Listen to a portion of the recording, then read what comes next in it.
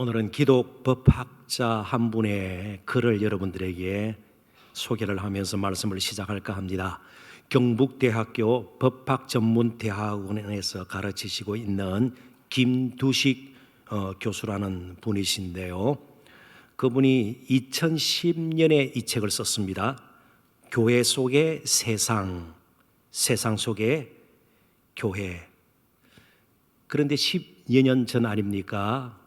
지금이야 훨씬 더 심합니다마는 그때도 역시 성도들이나 혹은 교회를 향한 세상의 비난이 있었습니다.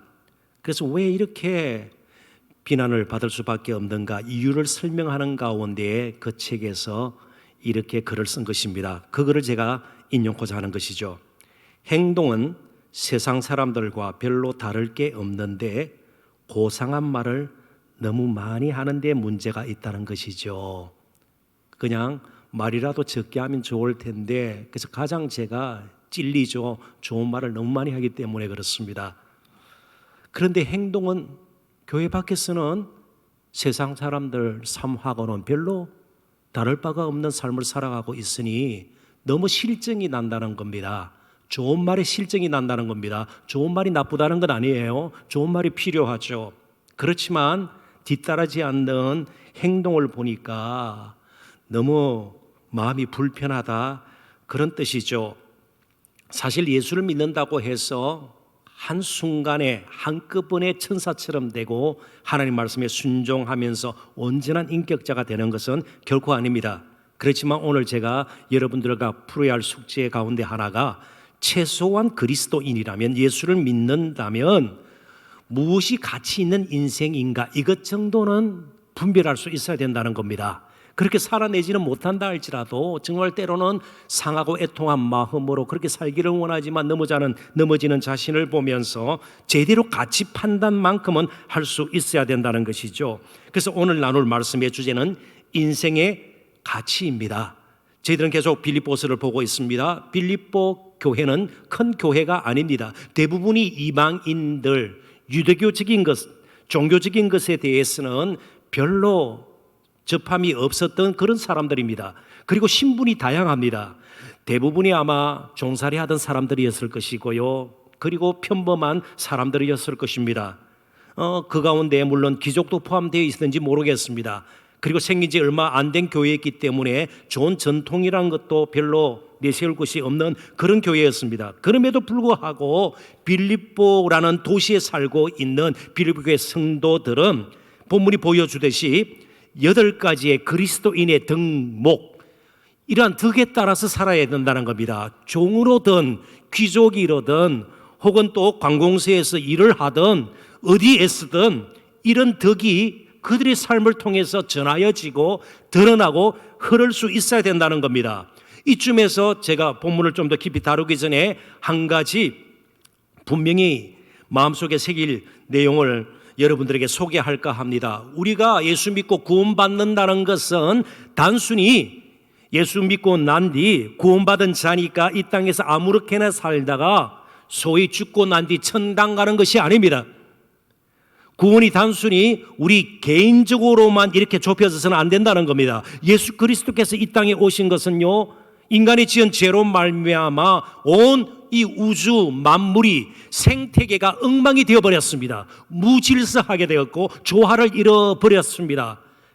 그런 가운데서 여기저기서 이상한 일들이 일어나고요, 이상기후라든지 심지어 코로나도 그렇게 생겨난 것입니다.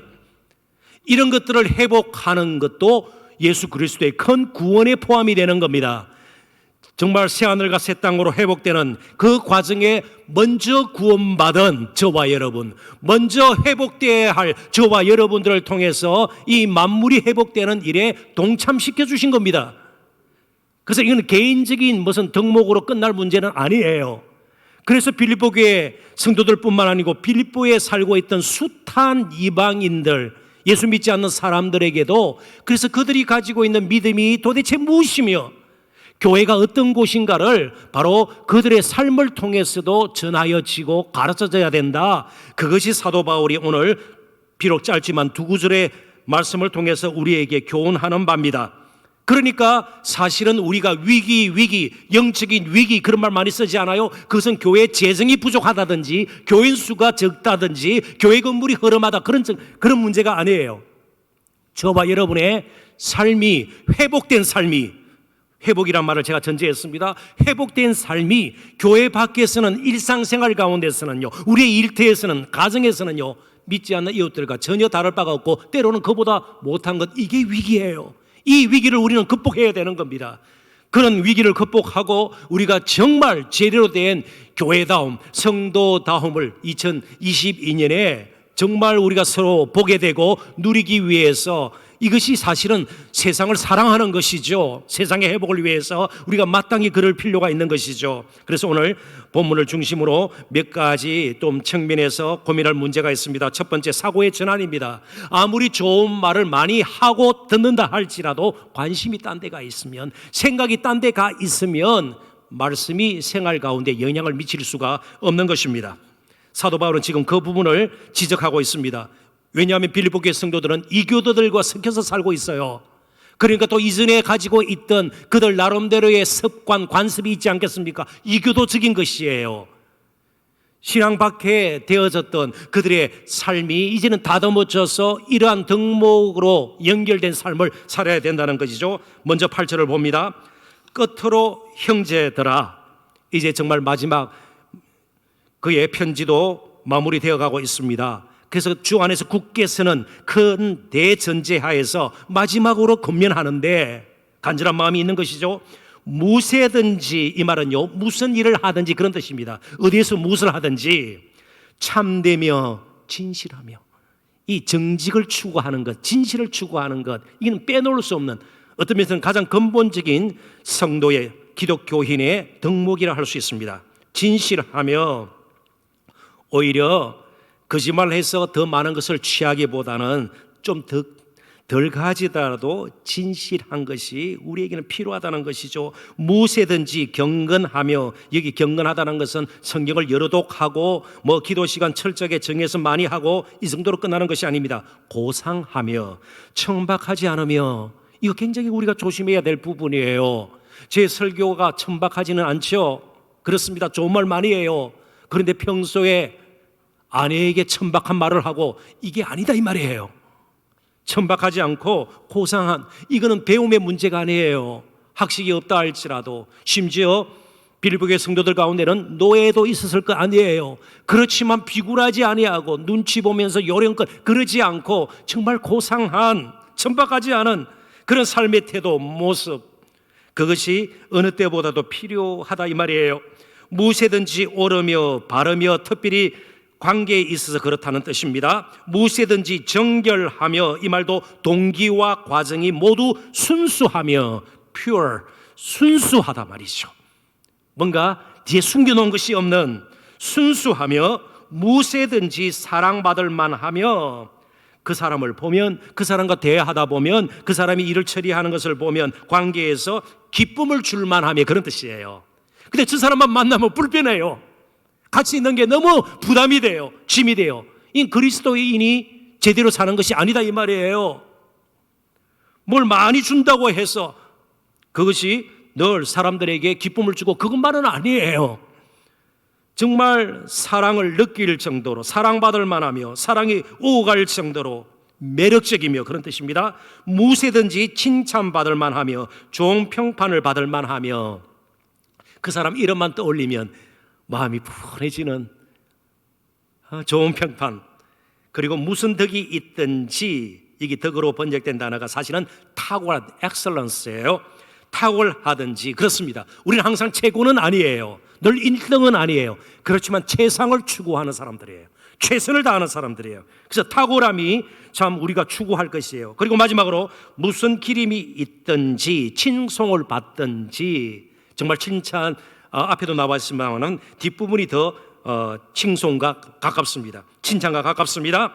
이것들을 생각하라. 생각하라는 단어를 조금 더 깊이 우리가 다뤄보도록 하십시다. 헬라어로 로기조마이, 여기서 라직이라는 말이 나왔습니다. 영어 라직은 논리라는 뜻이에요.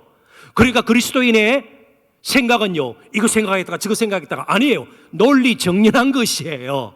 모든 것을 다 포함해서 제대로 정리된 생각을 가지고 있어야 된다는 겁니다. 상황에 따라서 이렇게 생각했다가 상황이 달라지고 지금 여러 가지 형편 사정이 좋지 않으니까 또 달리 생각하고가 아니에요. 이것은 성령의 진리로 말미암는 생각이죠. 진지하게 고려한다, 그런 뜻이에요. 생각. 어떤 면에서는 우리는 정리된 생각, 정말 지극히 논리적인, 그러니까 앞뒤가 맞는, 겉과 속이 다른 것이 아닌 정말 질서정연한 논리적인 그런 생각이 우리에게 필요하다, 그런 뜻입니다. 이 말은요, 항상 우리에게는 기본, 근본, 본질이 중요하다는 거예요. 이게 흔들려 버리면 상황에 따라서 생각이 달라지고, 상황에 따라서 말이 달라지고, 상황에 따라서 행동이 달라지고, 상황에 따라서 삶이 달라지면 그리스도인의 덕목이 전달되어지고 사람들이 볼 수 있는 가능성은 거의 없게 된다는 겁니다. 이 말은 좀 더 나가서 우리가 무슨 종교 의식을 치를 때나 종교 행위를 할 때만 이런 것을 생각해서는 안 된다는 것입니다. 어디서 무엇을 하든지 언제나 이러한 것들을 질서정연하게 생각하고 생각된 것을 가지고 행동으로 옮기는 것이 뒤따라야 된다, 그런 뜻이랍니다. 그런 뜻이에요. 자, 그렇다면 성도라면 삶의 진정한 가치를 어디에서 찾을 것인가를 늘 고민할 수밖에 없습니다. 무엇인가 선택하고 결정할 때에 나는 최고의 가치를 지금 추구하고 있는가, 그 부분에 대해서 날마다 스스로 점검해 보아야 된다, 스스로 질문을 던져 보아야 된다, 그런 뜻입니다. 그렇지 않으면 빌립보 교회가 지금 굉장히 갈등 가운데 빠져 있습니다. 열심은 있는데 생각이 결여되어 있는 거예요. 생각이 부족한 거예요. 그래서 계속 부딪히는 겁니다. 불화와 불신이 팽배해져 버린 것이죠.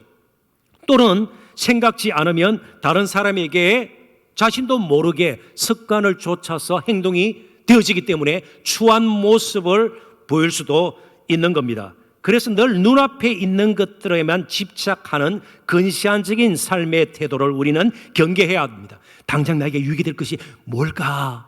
이렇게 하면 내가 조금 더 다른 사람에게 인정을 받지 않을까? 이런 식으로 계속 사고를 한다면 우리에게는 정말 진정한 그리스도인다움의 소망을 가질 수가 없게 되는 것이죠. 집착은 집중하고는 다르다는 사실을 우리는 이 시간 분명히 깨달아야 합니다. 그런데 만약에 근본적으로 우리의 생각이 가 있는, 어쩌면 그것이 인생의 목적이고요, 우리가 주요하게 생각하는데 관심이 가 있는 것이라 볼 수가 있는데, 그것이 단순히 돈이면요, 혹은 안락이라면요, 어떤 권세라면, 권력이라면요, 상황에 따라서 늘 달라지는 거예요. 그러다가 부딪히고요, 오게 가기도 하고요, 이 말했다가 저 말했다가 그럴 수도 있는 것이고요, 막말을 하게 되는 것이고요, 쓸데없는 말을 하게 되는 것이고요, 이상한 행동을, 비정상적인 모습을 볼 수가 있는 겁니다.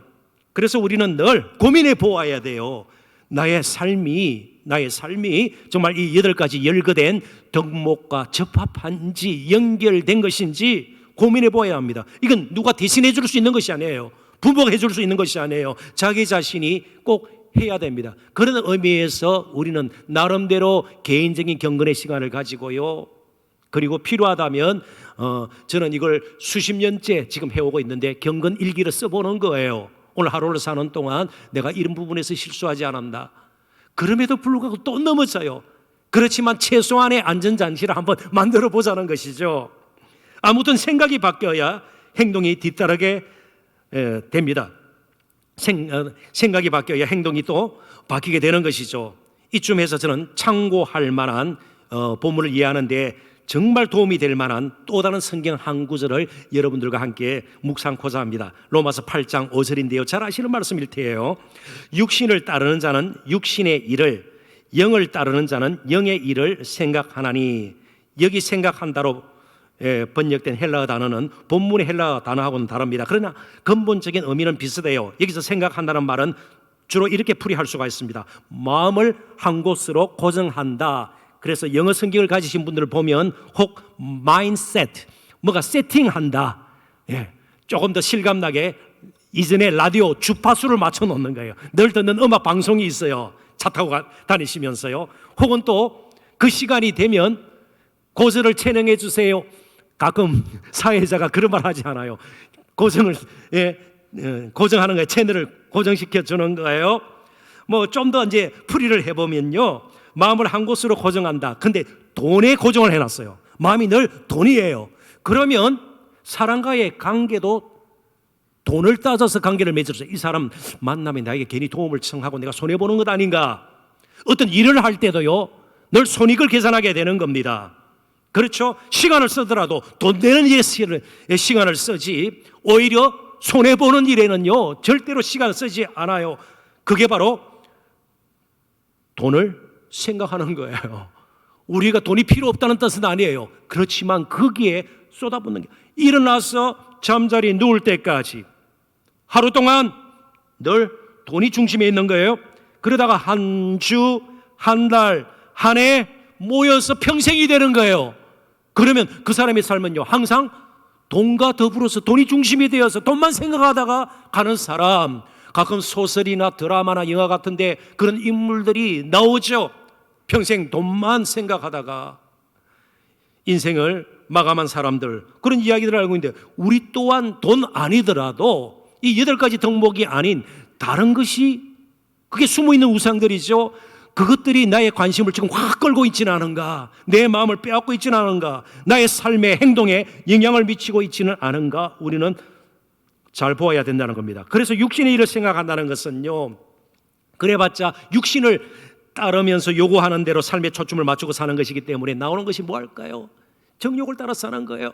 탐심을 따라 사는 거예요. 쾌락을 추구하는 거예요. 그게 뭐 그렇게 건설적이고 미래지향적이고 긍정적이고 모든 사람을 정말 살리는 아름다운 것들이 속해져 있단 말이죠. 대신 영의 일을 생각한다, 이 말은 성령께서 요구하시는 대로 살고자 하는 마음을 가지고 성령께서 인도하시는 대로 행한다는 것을 의미합니다. 그런데 성령은 진리의 영이에요. 말씀을 통해서 계속해서 우리를 각성시켜 주셔요. 성령께서 하시는 일이 우리의 생각을 바꿔주는 거예요. 그런데 한동안 우리 한국교회는 성령 충만하다, 성령의 사람을 오해한 적도 있어요. 모두가 그런 것은 아니에요. 뭔가 이상한 말을 해야 되고 이상한 것을 보아야 하고요, 미래에 대해서 뭔가 점치듯이 그렇게 하면 성령의 사람이다. 아니다, 이 말입니다. 성령의 사람은 지극히 건전한 사람이에요. 정상적인 사람이에요. 제대로 사고할 수 있는 사람이에요. 어떻게 사는 것이 가장 가치 있는 인생인지를 알고 분간하고 사는 사람이에요. 그래서 양보할 줄도 알고 손해볼 줄도 알고요, 자기의 뜻을 꺾을 줄도 아는, 이게 바로 성령의 인도를 받는 겁니다. 그렇다면 성령의 도우심 없이 무엇으로 우리의 생각을 바꿀 수 있겠어요? 삐뚤어진 생각을, 엉뚱한 데 가 있는 생각을 바꿀 수가 있단 말이죠. 오직 성령 외에는 그런 일이 일어날 수가 없습니다. 위인전 몇 건 읽는다고 해서 윤리도덕책을 아주 깊이 탐독한다고 해서, 혹은 참선을 하면서 마음을 비우지지 않아요. 성령으로 채워야 돼요. 말씀으로 채워야 돼요. 진리로 채워야 돼요. 복음의 은혜와 능력으로 채워야 돼요. 그래야 생각이 바뀌고요, 그때부터 조금씩 행동에, 관계에, 삶의 변화가 일어나는 겁니다. 만약 우리의 생각이 성령으로 다듬어지지 않으면, 성령으로 바뀌어지지 않으면 결국 요행이나 운을 따를 수밖에 없는 겁니다. 그러지 않으면 자기 힘으로 살 길을 찾아야 되니까 심한 비교 의식이나 경쟁, 갈등에 때로는 가해자가 되고 때로는 피해자가 될 수밖에 없는 것이에요. 그래서 우리에게는 어느 때보다도 성령의 도우심이 필요합니다. 그런 의미에서 성령께서 우리를 다스려 주시도록, 우리의 생각을 바꿔 주시도록 기도가 필요하고요, 말씀이 필요한 것입니다. 우리 주님이 그러한 길을 걸으셨습니다. 내 뜻대로 마옵시고 아버지의 뜻대로 되기를 원하나이다. 많은 것을 주님은 포기하셨습니다.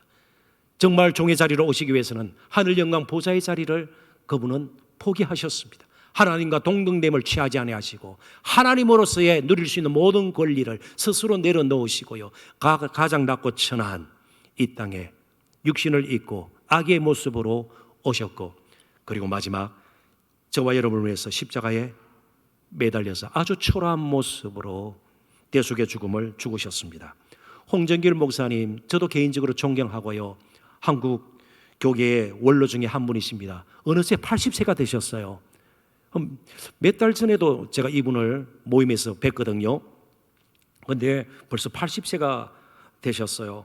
그런데 이 홍 목사님께서 며칠 전에 한 언론 매체와 대담을 했습니다. 그 대담 내용 가운데 일부를 좀 소개를 할게요.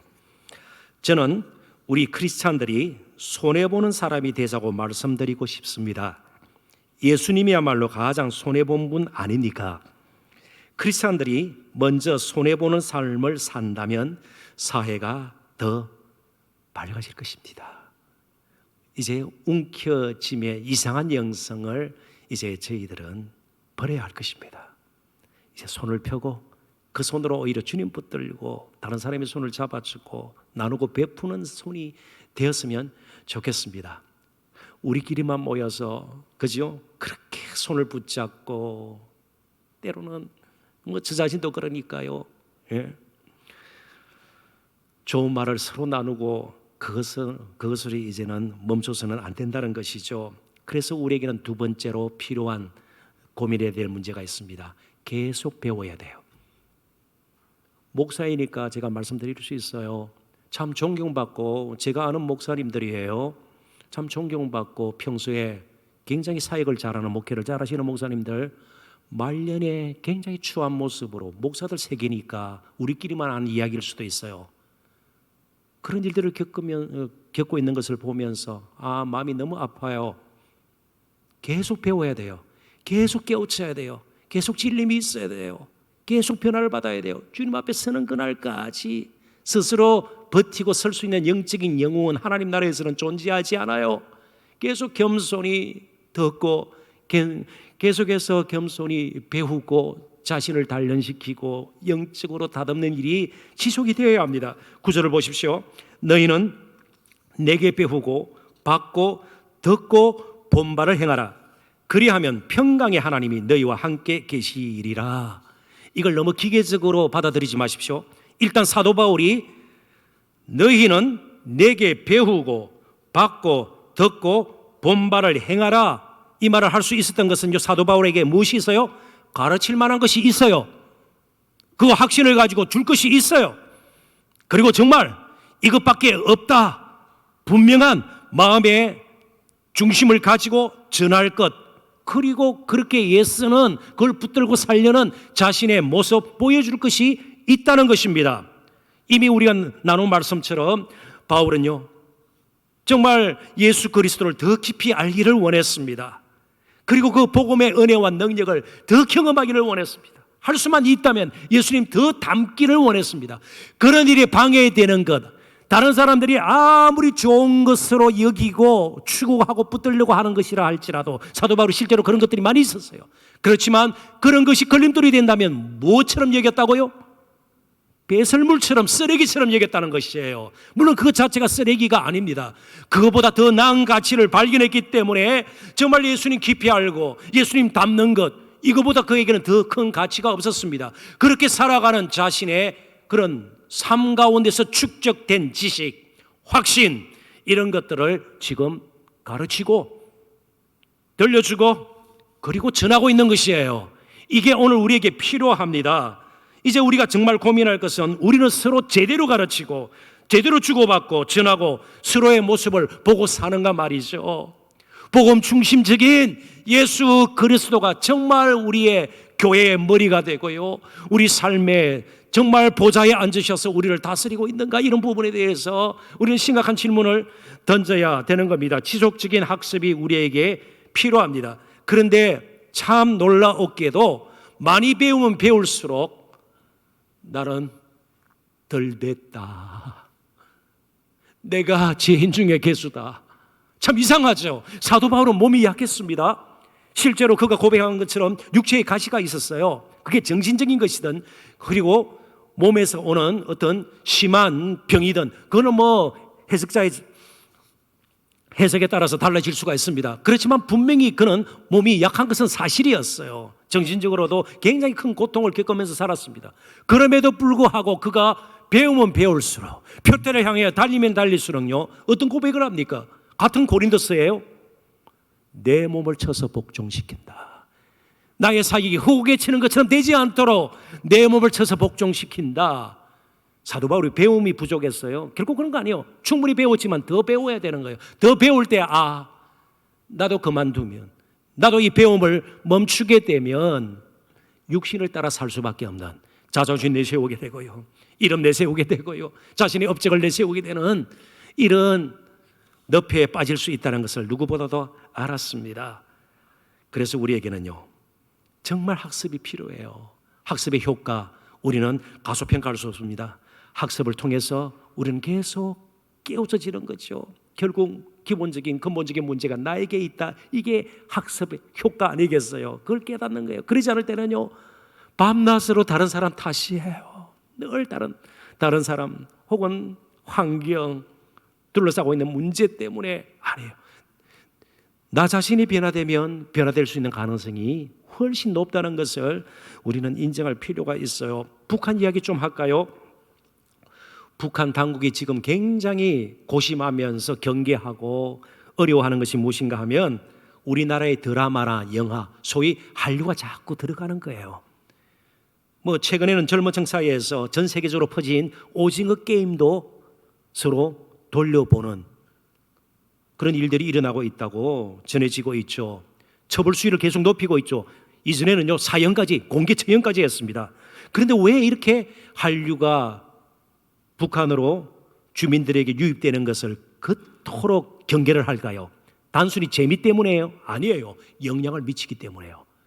북한 주민들의 사고를 바꿔놓을 수 있기 때문에 그렇습니다. 한국 드라마, 영화 본다고 재미있다로 끝나지 않아요. 그들에게 의문점이 생길 거예요. 북한 주민들에게. 우리 체자에서는 왜 대한민국처럼 이렇게 되지 않나? 뭔가 잘못된 거 아니야? 비교가 될 것이고요, 마음이 상할 거예요. 그리고 직계심이 생기지 않겠습니까? 반전부적인, 반체제적인 그런 생각들이 일어나게 될 것이에요. 한 가지 예를 들면은 북한에서는 이게 탈북자의 말이니까 제가 확인할 길은 없습니다.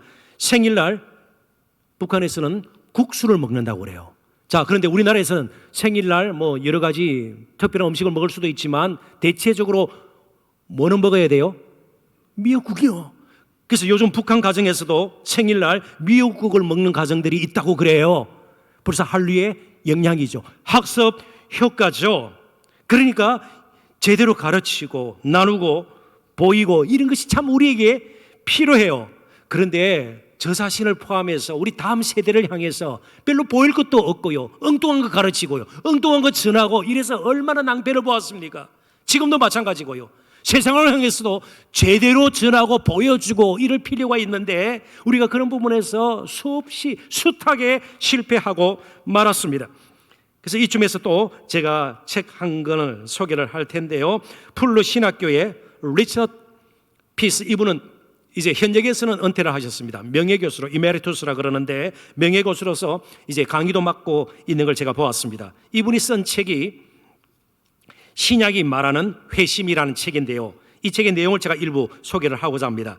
우리의 영적 성장이 극적인 체험을 통해서 일어나는 경우는 15% 정도이며 85%는 꾸준한 말씀으로 인한 점진적인 변화를 통해서 이루어진다고 피력했습니다. 자, 그렇다면 너무나도 죄송한데요, 일주일에 한 30분 전후되는 설교 듣고 일주일에 삶 버틸 수 있겠습니까? 그러니까 거의 변화 기대하지 마시라, 그런 뜻이에요. 꾸준히 말씀을 접하고 생각을 다듬어야 되고요, 생각에 초점을 바꿔야 되고요, 성령의 도우심을 입어서 기도하는 가운데 확신을 재점검하고요, 이런 식으로 우리가 살지 않으면 그리스도인 다움을 유지하기가 힘들다는 것입니다. 이스라엘 역사를 보십시오. 그들도 계속해서 하나님의 말씀을 묵상하고 학가하라 그러죠. 순종을 전제한 묵상이에요. 학가라는 말은요, 그런 묵상의 전통, 이것이 흐트러져 버릴 때 예배가 엉망이 되었고 가정이 붕괴했고 사회가 불의한 가운데 처하고 결국 멸망을 당했습니다. 우상 숭배의 죄에서 벗어나지를 못했습니다. 마찬가지입니다. 정말 우리에게 제대로 된 학습의 효과를 누리지 못하면요, 예배 의식은 남을 거예요. 종교 행위는 계속될 겁니다. 율법의 규례들과 전통은 그대로 남아있겠지만 세상에 영향을 주는, 혹은 우리의 가정이나 일상생활에 영향을 주는 영적인 능력은 유지하기 힘들 것입니다. 이 부분에 대해서 다시 한번 심각한 고민을 할 수 있는 저와 여러분이 되었으면 좋겠습니다. 마지막 세 번째입니다. 이제 남은 일이 있어요. 생각해야 되고요, 계속 배워야 합니다. 그럼에도 불구하고 가장 힘든 일이 무엇입니까? 그대로 행하는 거예요. 그래서 순간순간 결단해야 합니다. 몰아서 결단해서도 안 되고요. 나중에 좀 여유가 있으면 크게 한번 일을 내겠다가 아니고요. 가까운 데서부터, 작은 것에서부터 말씀대로 한번 살아내는 그런 습관이 우리에게 주어져야 합니다. 결단의 연속이에요. 9절 다시 보겠습니다. 너희는 내게 배우고 받고 듣고 본 바를 행하라. 그리하면 평강의 하나님이 너희와 함께 계시리라. 생각을 잘하고 좋은 말 하는 것으로 끝내지 말라는 겁니다. 배우고 받고 듣고 본 바를 행하라. 실천하라. 믿음의 본질 가운데서도 행함이 항상 포함되어 있다는 거 우리가 잘 알고 있습니다. 의식적이고 지속적인 결단이 없으면 늘 살던 방식대로 살 수밖에 없습니다. 절대로 말씀대로 사라지지 않습니다. 잠시 회개하고 금방 원래 있던 자리로 돌아가게 되는 겁니다. 계속해서 이제 우리는 주의 분위기도 습관도 아닌 말씀에, 복음의 그 진리에 굳게 서서 주 안에서 순종해야 합니다. 생각한 것을 행할 수 있어야 합니다. 이제 말씀을 맺으면서 이렇게 한번 풀이를 하겠습니다. 아까 홍정일 목사님께서도 강조하셨죠. 손해보자. 너무 일반화하는 것은 용서하십시오. 경우에 따라서 다를 수는 있어요. 그렇지만 조그마한 돈 문제라 생각을 하십시다. 어떤 분하고 갈등을 겪고 있어요. 근데 그분은 예수 믿지 않는 분이고요. 나는 교회 중직자예요. 갈등이 생겼습니다. 기도하게 돼요. 기도합니다. 하나님, 이 갈등을 피하게 하시고 좋게 해결해 주십시오. 그런데 말씀은 뭐라고 그럽니까? 너가 손해를 보아라. 별개의 문제예요. 기도하고요. 자, 우리가 기도에 대해서 이미 말씀을 나누었습니다. 한번 빌립보서 4장 6절 7절 외우시는 분들도 있을 거예요. 아무것도 염려하지 말고 오직 모든 일에 너희 구할 것을 감사함으로 하나님께 아뢰라. 그리하면 모든 지각이 뛰어난 하나님의 평강이 그리스도 예수 안에서 너희 마음과 생각을 지키시리라. 정말 감사하면서 하나님 지금까지 산 것, 지금 이렇게 된 것 다 하나님의 은혜입니다. 기도했어요. 기도했습니다. 그런데 또 문제, 갈등이 생긴 거예요. 그럼 손해를 보아야 됩니다. 그러면 오늘 마지막 부분은 어떻게 되어 있습니까? 9절을 다시 한번 띄워주십시오. 자, 같이 한번 읽어볼까요? 그리하면부터 큰 소리 한번 읽어보십시다. 그리하면 평강의 하나님이 너희와 함께 계시리라. 기도하고 멈추지 말고 이제 우리가 풀이했습니다. 손해를 보면 평강의 하나님이 너희와 함께 하시리라. 책임지시겠다는 거예요. 마음과 생각을 지키실 뿐만 아니고 이제 일상생활 가운데 가정에서, 직장에서, 학교에서 친구들을 만날 때도 말씀대로 나의 뜻을 꺾고 순종하면 평강의 하나님이 함께 하신다는 겁니다. 책임지시겠다는 거예요. 평강의 하나님이 함께 하시면 우리의 것을 빼앗아갈 자가 없어요. 우리를 대적할 자가 없어요. 우리의 삶을 엉망진창으로 만들 그 어떤 힘도 없어요. 오직 평강의 하나님이 계속해서 우리를 이끌어 주시기 때문입니다. 함께 하시기 때문이에요. 그래서 기도해야 돼요. 감사함으로 기도해야 돼요. 평강의 하나님이 우리에게 다가오셔서 우리의 마음을 지켜주시고요. 일상생활도 이제는 순종할 때 지켜주신다는 이 확신을 가지고 소망 가운데 사셔야 합니다.